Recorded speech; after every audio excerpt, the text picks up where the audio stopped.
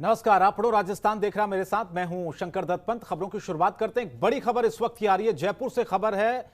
गहलोत सरकार ने एक बड़ा ऐलान किया है। राजस्थान की गहलोत सरकार ने अनाथ बच्चों के लिए 100 करोड़ के फंड का फैसला हुआ है।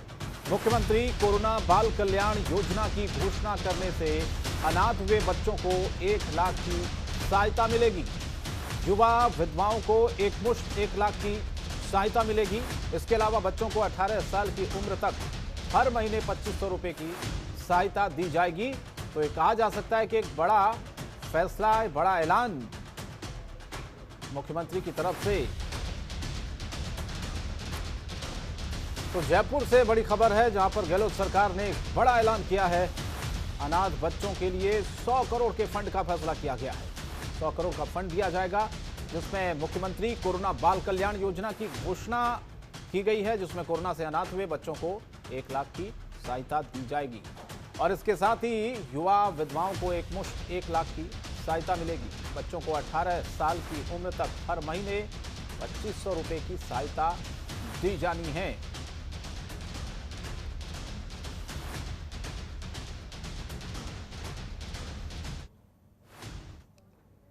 और 12 पहुंचे खान और गोपालन मंत्री प्रमोद जैन भाया ने डोल तालाब का निरीक्षण करते हुए अधिकारियों को सौंदर्यीकरण और मरम्मत करने के निर्देश दिए हैं। साथ ही इस मौके पर विधायक पानाचंद मेघवाल, जिलाधिकारी राजेंद्र विजय, नगर परिषद सभापति ज्योति पारस भी मौजूद थी। बता दें कि खान और गोपालन मंत्री ने यह कहा है कि राज्य सरकार की तरफ से बजट घोषणा के तहत 12 वासियों की जन आस्था से जुड़े ऐतिहासिक धरोहर डोला मेला तालाब का मरम्मत के लिए 20 करोड़ रुपए की राशि की घोषणा की गई है।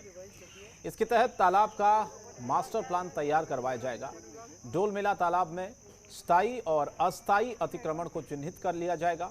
उन्होंने डोल तालाब पर 4 दीवारी के निर्माण, तालाब में पानी आवक और कैचमेंट क्षेत्र में अतिक्रमण, ओवरफ्लो होने पर डिस्चार्ज सीपेज की रोकथाम, साथ ही साथ गहरीकरण की संभावनाएं, पानी के भराव के लिए पंप हाउस का निर्माण और सर्वे काम को लेकर अधिकारियों को निर्देश दिए हैं।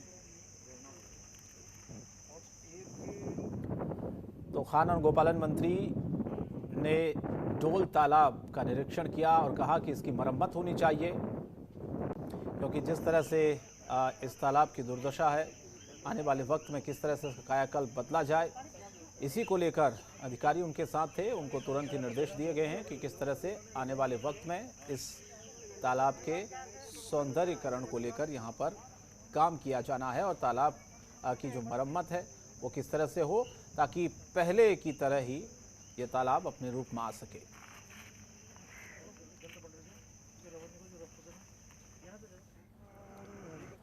और श्रीगंगानगर के गजसिंहपुर में किसान संगठन की बैठक हुई है। यहां पर इस बैठक में कई अहम फैसले भी लिए गए हैं और साथ ही किसान आंदोलन को तेज करने का भी ऐलान किया गया है।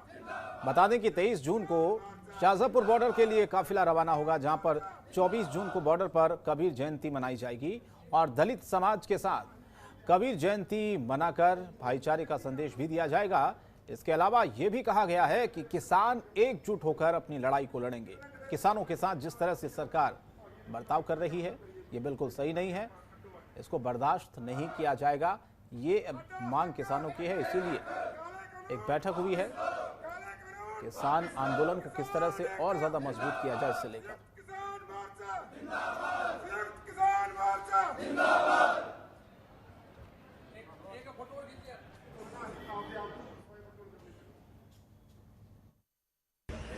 दिल्ली में चल रहे किसान आंदोलन को, ऐतिहासिक किसान आंदोलन को बल देने के लिए खाका तैयार किया गया, जिसमें 24 तारीख को संयुक्त किसान मोर्चा की कॉल पर शाहजहांपुर खेड़ा बॉर्डर पर कबीर जी की जयंती मनाई जानी है। उस जयंती में ज्यादा से ज्यादा संख्या में किसानों को लेकर जाने का निश्चय किया। उसके लिए टोलियां बनाकर आने वाले दिनों में जीकेएस की टीमें गांवों में प्रचार करेंगी और 15 तारीख को टोल नाका 9A पे भी मीटिंग की जाएगी, क्योंकि वहां पर भी प्रशासन धक्केशाही कर रहा है। खबर दौसा से, जहां पर दौसा जिले में कोरोना टीकाकरण मजाक बनकर रह गया है। जिले के बांदी कुई में संविदा कर्मी कंप्यूटर ऑपरेटर का वैक्सीन लगाते वीडियो वायरल हो रहा है, जहां पर जिला अस्पताल में नर्सिंग स्टाफ की गैर मौजूदगी में टीकाकरण हुआ, जबकि कोरोना का टीकाकरण बहुत ही असंवेदनशील कार्य है। अब सोचने वाली बात तो यह है कि इसके आदेश से कंप्यूटर ऑपरेटर ने महिला को कोरोना की डोज लगा दी। अगर टीकाकरण के बाद महिला को कुछ हो जाता तो उसका जिम्मेदार कौन होता?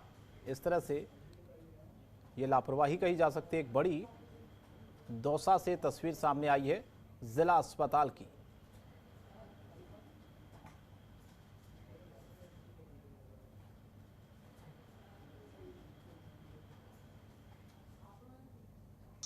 अभी इसकी जांच करवाई जा रही है। इसमें यदि कोई दोषी पाया जाता है तो उसके खिलाफ सख्त कार्रवाई की जाएगी और उच्च अधिकारियों को इससे अवगत करवा दिया गया है। डॉक्टर कपिल देव मीणा, ब्लॉक सीमा बांदीकुई। खबर चूरू से है। चूरू के तारानगर में ग्राम पंचायत बनियाला के गांव भाड़ंग में विकास अधिकारी संत कुमार मीणा ने कोविड-19 कोर कमेटी के सदस्यों के साथ एक बैठक की है। पंचायत में कोरोना के सक्रिय मामले शून्य होने पर सभी कोर कमेटी के सदस्यों, अधिकारियों, आंगनवाड़ी कार्यकर्ताओं और सभी नागरिकों की तारीफ की गई है। साथ ही पीओ रामनिवास बेनीवाल और नौरंगालाल सुधार ने ग्राम पंचायत स्तर पर विकास कार्यों की समीक्षा की। आगामी वर्षा ऋतु में ज्यादा से ज्यादा पौधारोपण करके पर्यावरण संरक्षण, विद्यालयों में हर्बल गार्डन और किचन गार्डन विकसित करने पर बल दिया।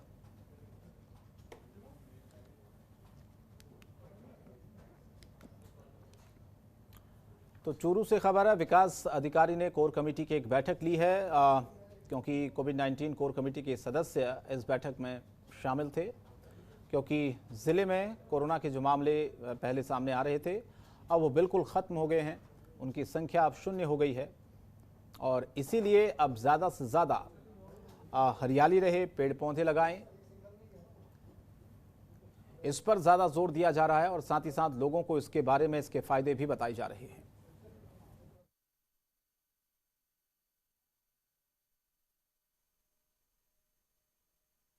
विकास अधिकारी श्री संत कुमार जी मीणा ग्राम पंचायत बनियाला में विकास कार्यों की समीक्षा, कोविड केसेस, कोविड गाइडलाइन की जागरूकता पालन संबंधी निर्देश प्रदान करने के लिए हमारे यहाँ उपस्थित हुए। साहब के द्वारा समस्त ग्राम पंचायत के जनप्रतिनिधियों तथा कोविड वॉरियर्स की भरपूर शब्दों से प्रशंसा की गई, क्योंकि ग्राम पंचायत बनियाला में अभी कोविड केसेस नील हो चुके हैं। और बांसवाड़ा में आबकारी विभाग ने लंबे समय से माल खाने में पड़ी हजारों लीटर देसी अंग्रेजी शराब को नष्ट करने की प्रक्रिया शुरू की है और इस दौरान आबकारी विभाग के दल को चिड़ियावासा के ग्रामीणों के गुस्से का सामना भी करना पड़ा। हालांकि बाद में कोर्ट के आदेश को लोगों को बताया गया कि कोर्ट का आदेश है और कोर्ट के आदेश के अनुसार ही इस शराब को नष्ट किया जा रहा है, जिसके बाद लोग शांत हुए। आपको बता दें कि सेमालिया स्थित आबकारी थाने और विभाग की पहले भी करीब 56 मामलों में जब्त हुई शराब को शहर के 8 किलोमीटर दूर चिड़ियावासा गांव के नजदीक नदी किनारे एक गहरा गड्ढा खोदकर नष्ट किया जा चुका है।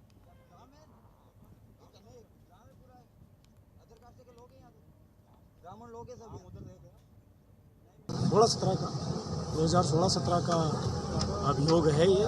इसमें माननीय न्यायालय से आदेश लेकर के इसका डिस्पोजल किया गया। सर इसमें मुलजिमान कौन थे? इमरान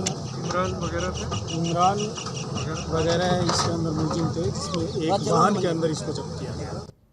अभिनेता सोनू सूद लंबे समय से लोगों की बढ़ चढ़कर मदद कर रहे हैं। राजस्थान के जालोर में एक दिहाड़ी मजदूर की बेटी के इलाज के लिए उन्होंने मदद का ऐलान किया है। 10 दिन की इस बच्ची के दिल में छेद है और गरीब परिवार ऑपरेशन करवाने में सक्षम नहीं था। ऐसे में सोनू सूद ने गुरुवार को एम्बुलेंस की व्यवस्था कर इस बच्ची को मुंबई बुला लिया। आपको बता दें कि राजस्थान के जालोर के गोडीजी निवासी भगाराम माली के घर पर 1 जून को बच्ची का जन्म हुआ था। जन्म से ही बच्ची के दिल में छेद था। इस परिवार ने सोशल मीडिया के माध्यम से सोनू सूद से मदद की गुहार लगाई थी। सोनू सूद को 6 जून को जानकारी मिलते ही उन्होंने गुरुवार को जोधपुर में उनके प्रतिनिधि हितेश जैन को जालोर भेजा और परिजन बच्ची को जोधपुर लेकर गए थे, जहां निजी अस्पताल में ऑपरेशन का 8 लाख रुपए का खर्च मांगा गया। अब सोनू सूद की जो पूरी टीम है वो बच्ची को लेकर मुंबई आ गई है, जहां 2 दिन बाद बच्ची का ऑपरेशन होगा। वहीं बच्ची के माता पिता ने बच्ची का नाम सोनू सूद रखा है। उनका ये कहना है कि उनके बच्चे के लिए सोनू सूद भगवान के रूप में आए हैं।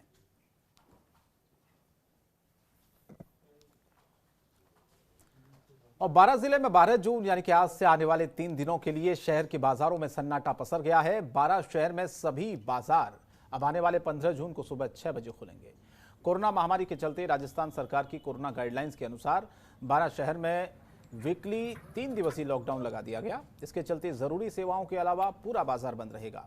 सरकार की कोरोना गाइडलाइंस के चलते मंगलवार, बुधवार, गुरुवार, शुक्रवार को सुबह 6 बजे से शाम 4 बजे तक बाजार खुलने की समय सीमा तय की गई है। साथ ही कोरोना के चलते शनिवार, रविवार और सोमवार को बाजार बंद रहेंगे।